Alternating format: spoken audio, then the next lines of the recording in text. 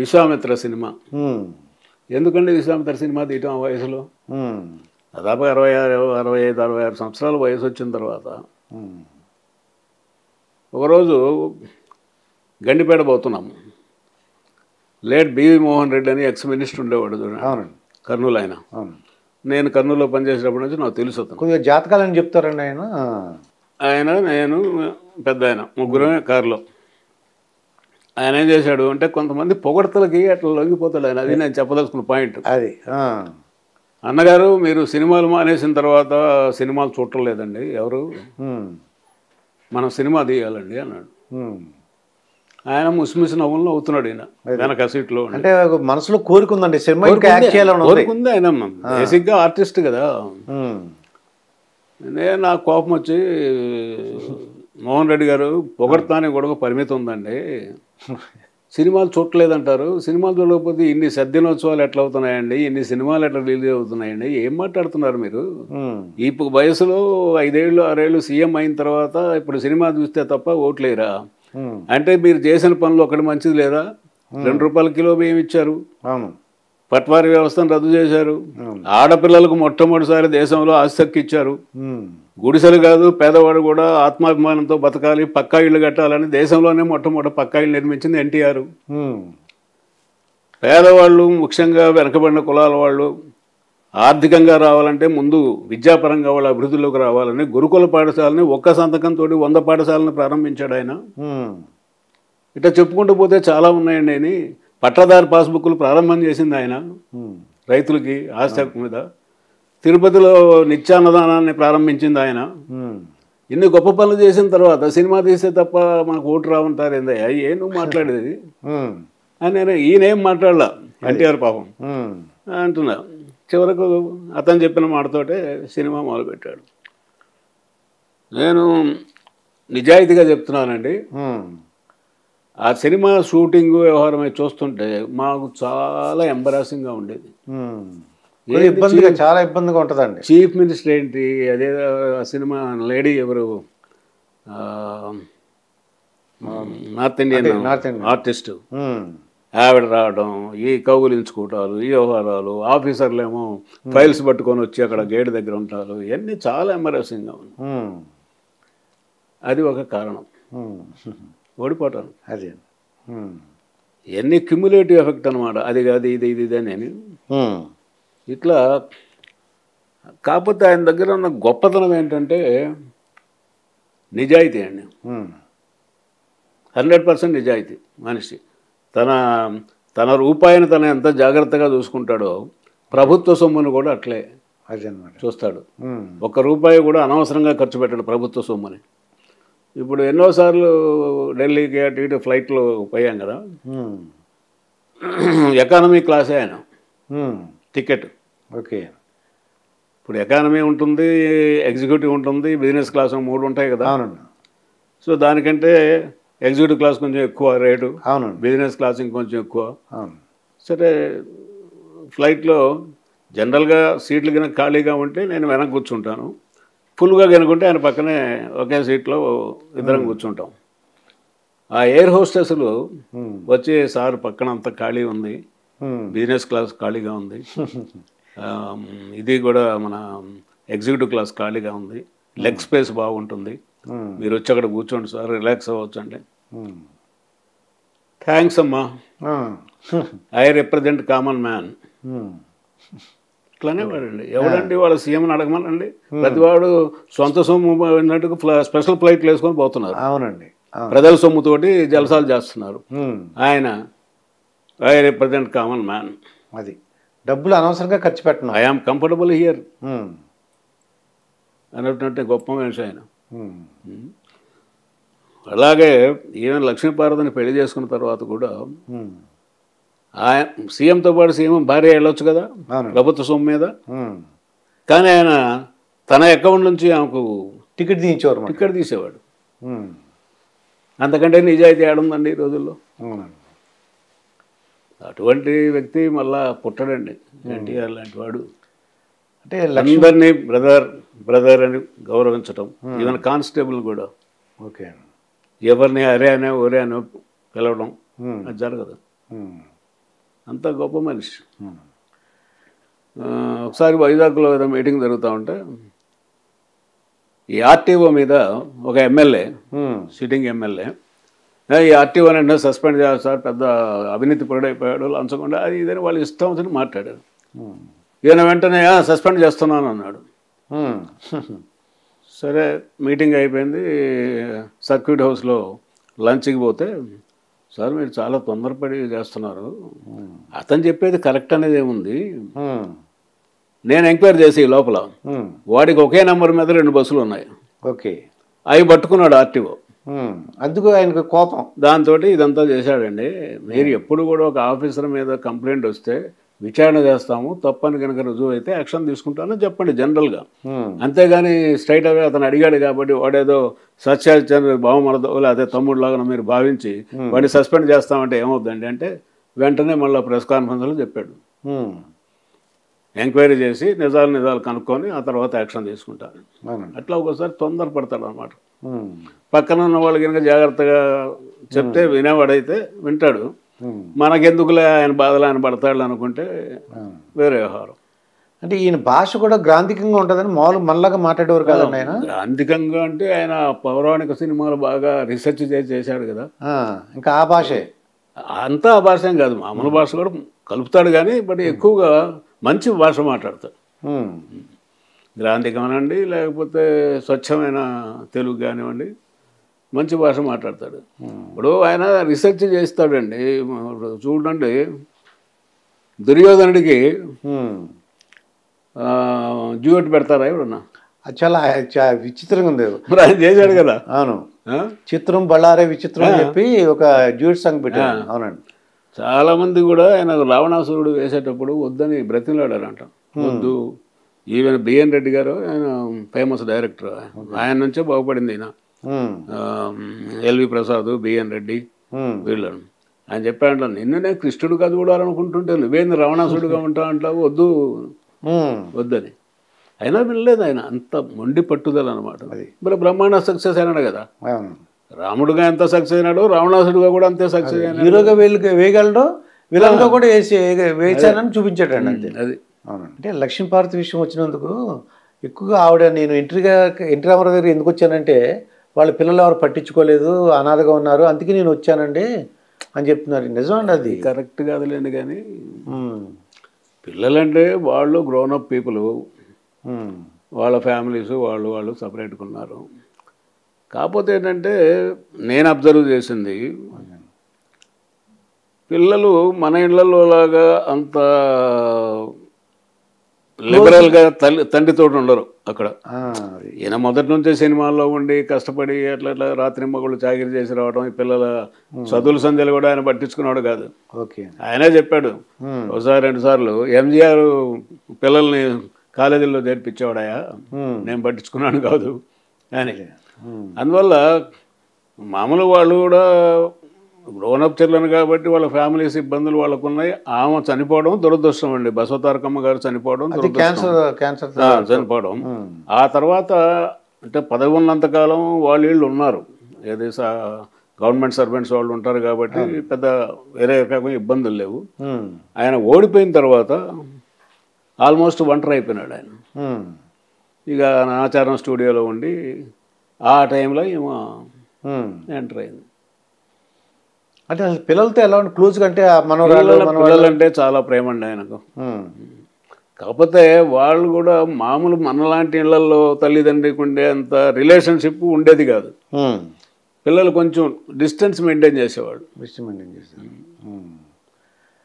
అంతేగాని అట్లా మీకు ఇంకోటి కూడా ఏంటంటే ఆయనలో ఉన్న గొప్పతనం, ఇవాళ ప్రతివాడు నేను చాలా పెద్ద కుటుంబం నుంచి వచ్చాను, నేను చాలా గొప్పవాడిని, మా తాతలు నేతులు తాగారు, మా మూతులు వాసన చూడండి అనే పద్ధతిలో మాట్లాడుతుంటారు కదా.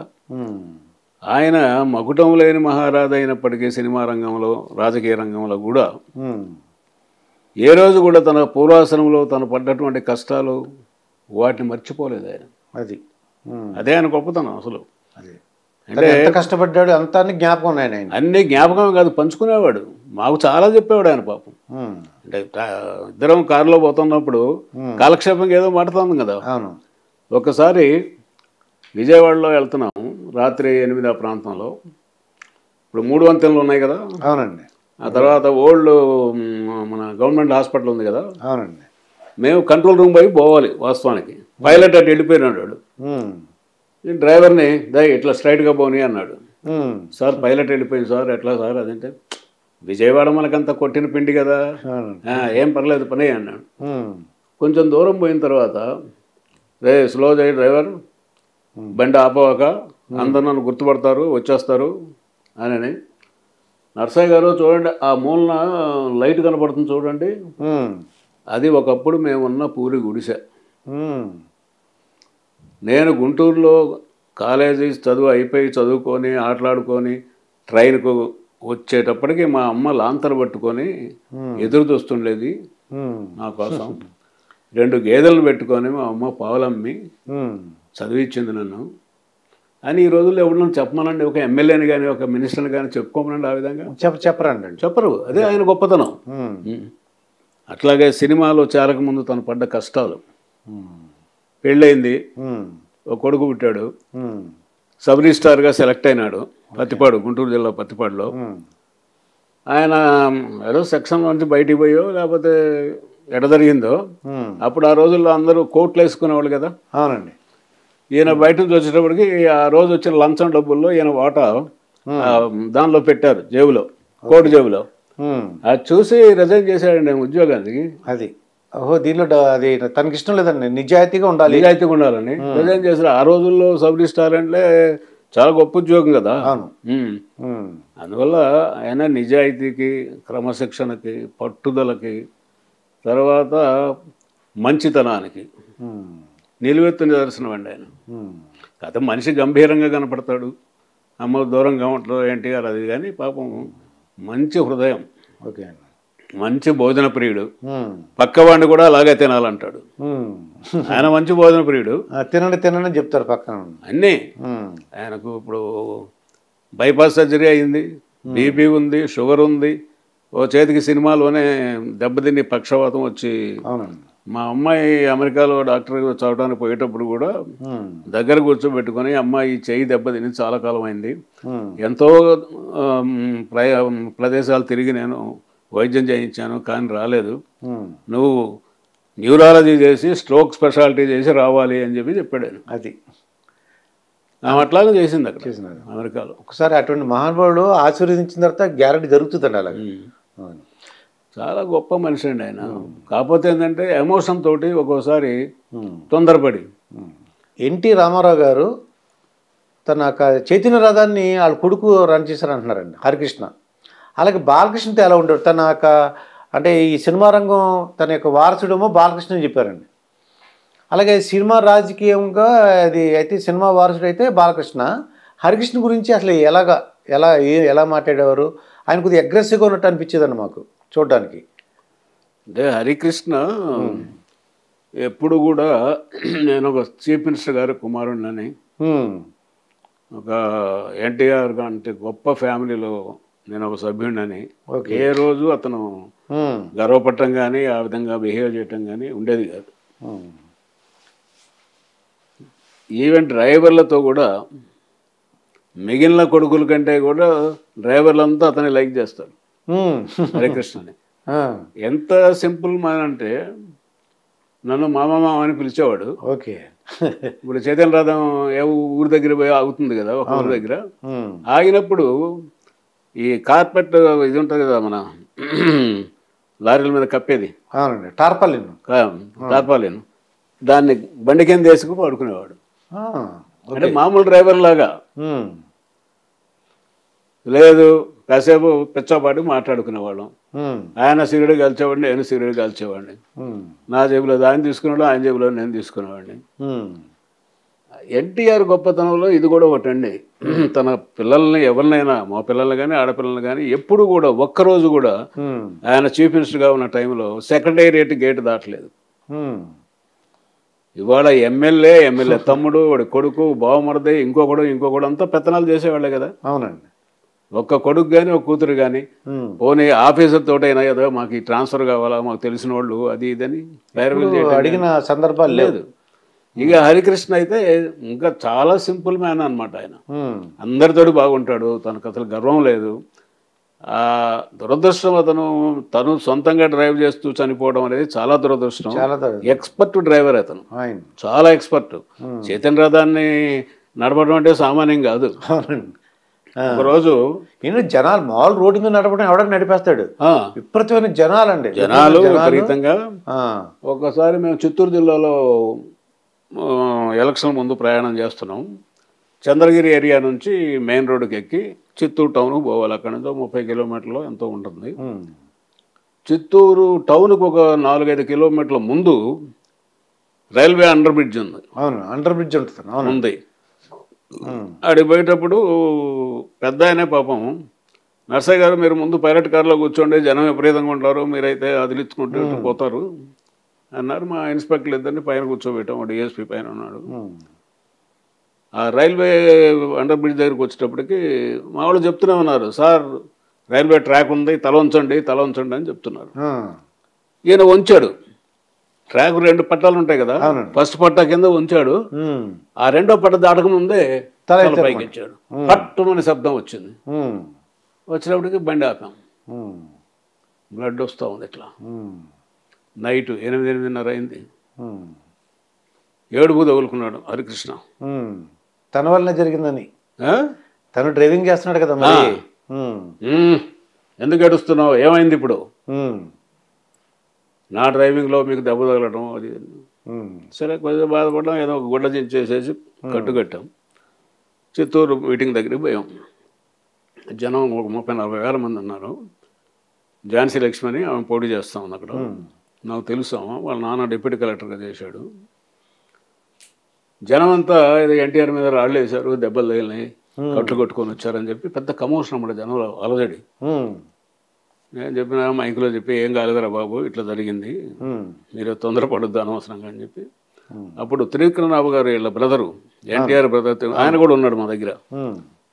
ఆయన, నర్సయ్య గారు మనం చెప్తే మూర్ఖుడు వెండో, మొండి పట్టుదల, ఏం చేద్దామన్నాడు. మరి నువ్వు సొంత మనిషి, నువ్వు చెప్పకపోతే, నువ్వు చెప్తే వినకపోతే నేను చెప్తే వింటాడాయా? అందులో ఈయన ఉపన్యాసం మొదలుపెట్టి నరాలన్నీ బిగదీసి మాట్లాడతాడు. దాంతో బ్లడ్ ఇంకా కారుతూనే ఉంది. మేము కట్టుకట్టినా కూడా నరాలు ఉబ్బిపోయి. తెలుగుదేశ ప్రజలు అలా మాట్లాడుతుంటారు.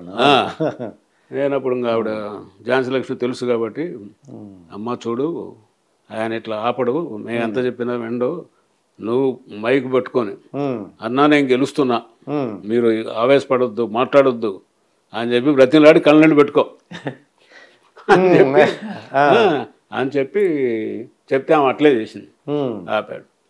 ఆపిన తర్వాత బలవంతంగా హెడ్ క్వార్టర్ హాస్పిటల్ తీసుకెళ్ళాం. ఎంత దౌర్భాగ్య పరిస్థితి అంటే, సీఎం వస్తూ ఉంటే కనీసం అక్కడ అంబులెన్స్ ఉండాలి కదా. అవునండి. అంబులెన్స్ లేదు, కరెంటు లేదు హాస్పిటల్లో, ఎక్స్రే లేదు. ఏం చేయాలో మనకి పైపెన్ దెబ్బ, ఇది స్కల్ ఏమన్నా అయిందో మనకు తెలియదు కదా, చీకటి.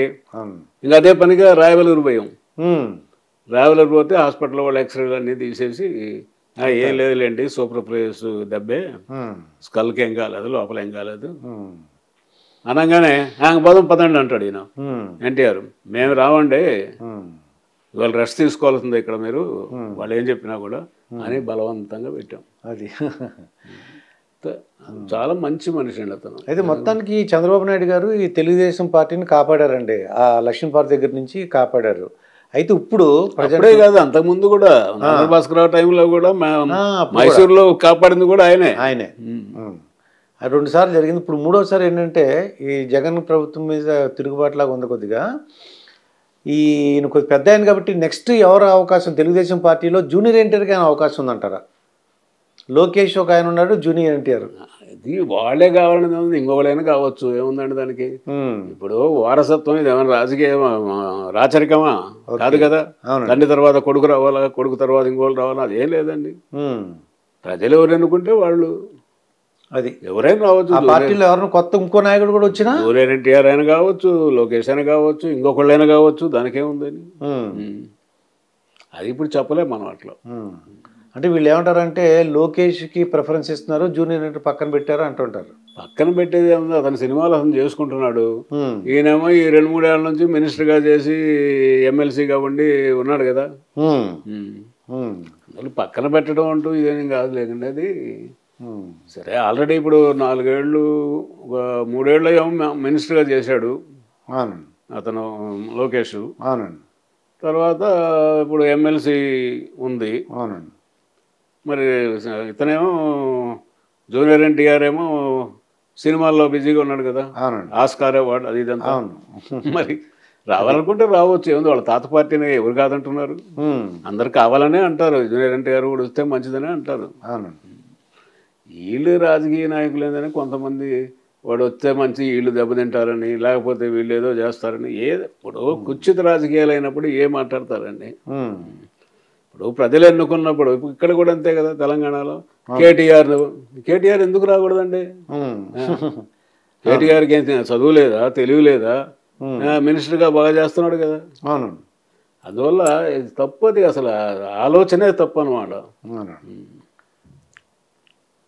అంటే ఓట్లేండి, ఏంటంటే ఈ తెలుగుదేశంను జనసేన కలిస్తే కొద్దిగా టఫ్ కాంపిటీషన్ అంటున్నారు చాలామంది. అవును, అది కలవటము, తర్వాత ఓట్లు. ఇప్పుడు నాయకులు కలవటం కాదు కదా, కింద ఓట్లు కూడా పర్కులేషన్కి పోవాలి. అది వాళ్ళకి వీళ్ళు వేసుకోవడం, వీళ్ళు వాళ్ళు వేసుకోవడం జరిగితేనే అప్పుడు ఉపయోగం. అదే. మరి మీరు ఎలాగ రెస్ట్ తీసుకున్నారా, లేకపోతే ఏమైనా ఆధ్యాత్మిక కార్యక్రమాలు పాల్గొంటుంటారా? మీరేమన్నా ఇంట్లో ఏం చేస్తుంటారు ఇప్పుడండి? ఏమి లేదండి, ఏదో చిన్న చిన్న పనులు, వాళ్ళు ఫ్రెండ్స్ వాళ్ళు వస్తుంటారు. నేను మామూలుగా 5:30-6కి లేస్తాను.